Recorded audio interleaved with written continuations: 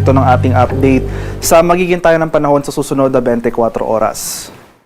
Kaninang alas 3 ng hapon, huling namataan itong low pressure area na ating minomonitor sa layong 1,570 km silangan ng northeastern Mindanao. Sa ngayon, nananatiling maliit yung chance na nasabing low pressure area na maging bagyo within the next 24 hours, and as of now, wala pa nga itong direktang epekto sa anumang bahagi ng ating bansa.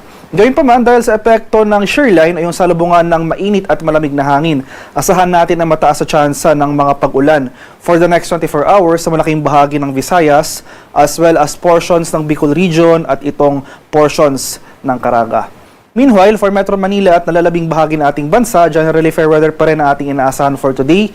May malakas pa rin tayong bugso ng northeast monsoon o yung hanging amihan na kasalukuyang nakakaapekto sa buong Luzon at may tsansa pa rin tayo ng localized thunderstorms sa nalalabing bahagi ng Mindanao.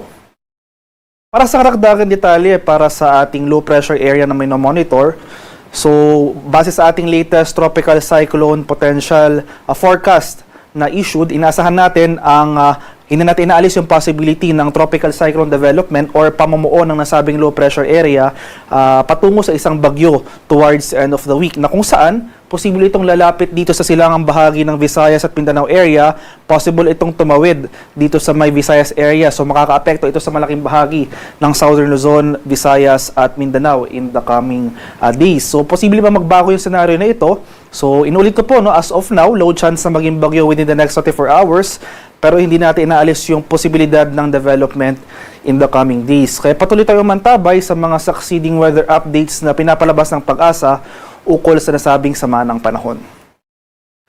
Para naman sa magiging lagay ng ating panahon bukas dito sa Luzon, so for Metro Manila and most of Luzon, ay generally fair weather conditions sa ating mararanasan, partly cloudy to cloudy skies, bahagyang maulap, hanggang sa maulap na papawirin, sasamahan lamang yan ng mga light rains o yung mga mahihinang pag-ulan na dulot ng amihan. Asahan pa rin natin yung mababang minimum temperature, especially sa madaling araw, dahil may kalakasan yung surge ng ating northeast monsoon. Sa areas naman ng Palawan, Visayas at sa Mindanao, itong shear line patuloy na magdudulot ng mga pag-ulan sa malaking bahagi ng Visayas, pati na rin dito sa portions ng Caraga, particular na sa Medinagat Islands, Surigao del Norte at Surigao del Sur. Kaya especially itong eastern section ng Visayas as well as northeastern Mindanao, patuloy po tayong maging handa at alerto sa mga banta ng flooding or landslides, lalong-lalo na kung tuloy-tuloy yung mga pag-ulan na ating mararanasan. Meanwhile, for Palawan and the rest of Mindanao, generally fair weather ang ating inaasahan. May mga light rains pa rin tayong posibleng maranasan sa may Palawan at tsansa naman ng localized thunderstorms ang mararanasan sa rest of Mindanao. Ito yung ating latest weather advisory issued kaninang alas 5 ng hapon. 24-hour rainfall outlook natin, inaasahan pa rin natin yung mga pag-ulan dito sa malaking bahagi ng Eastern Visayas, Caraga area, so particular na sa mga lalawigan ng Eastern Samar, Biliran, Leyte, Southern Leyte at Dinagat Islands. Ito po yung mga lugar na pinakamaapektuhan since ito yung mga lalawigan sa easternmost portion ng Visayas at Mindanao. Ito yung mga lugar na pinakamararanasan yung mga pag-ulan na dulot ng shear line, kaya patuloy po tayong maghanda at maging alerto sa mga flooding or landslides.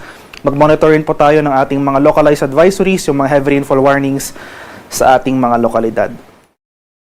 At para naman sa kalagayan ng ating karagatan, sa kasalukuyan, wala pang nakataas na gale warning, pero iba yung pag-iingat pa rin sa ating mga kababayan na maglalayag, especially dito sa northern and eastern seaboards ng ating bansa dahil makakaranas pa rin tayo dyan ng katamtaman hanggang sa maalong karagatan.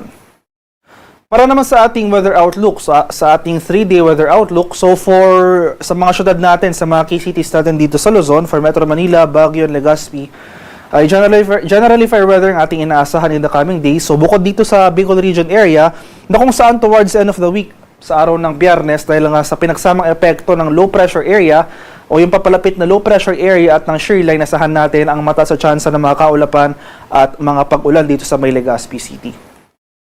Sa area naman ng Visayas, so sa araw ng Miyerkules, mababawasan yung mga pag-ulan na dulot ng shear line dahil inasahan natin yung pag-recede o yung pag-atras ng axis ng ating shear line. So generally improving conditions ng isang araw dito sa western and central portions ng Visayas. So Metro Cebu and Iloilo City for Wednesday, generally fair weather ang ating inaasahan. May light rains pa rin tayo na dulot ng amihan.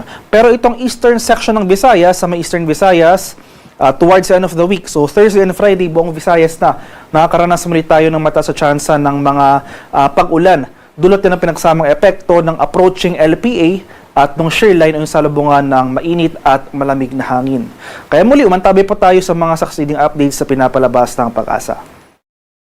Para naman sa Mindanao, particular na itong northern and eastern portions ng Mindanao. So sa mga rehiyon niya ng northern Mindanao, Caraga at Davao Region, mapapansin po natin no Wednesday to Friday, magpapatuloy itong maulang panahon dulot ng low pressure area at ng shear line. So possible, malaking bahagi na ng Mindanao, including itong western portion ng Mindanao sa may Zamboanga Peninsula, by Friday, makaranas rin tayo ng mga pag-ulan. So posible pa magbago yung scenario natin with regards sa approaching low pressure area. Muli, patuloy po tayong umantabay sa mga succeeding weather updates na pinapalabas ng Pag-asa. Ang haring araw dito sa Kamaynilaan ay lulubog mamayang 5:55 ng umaga at sisikat naman bukas sa ganap na 6:24 ng umaga.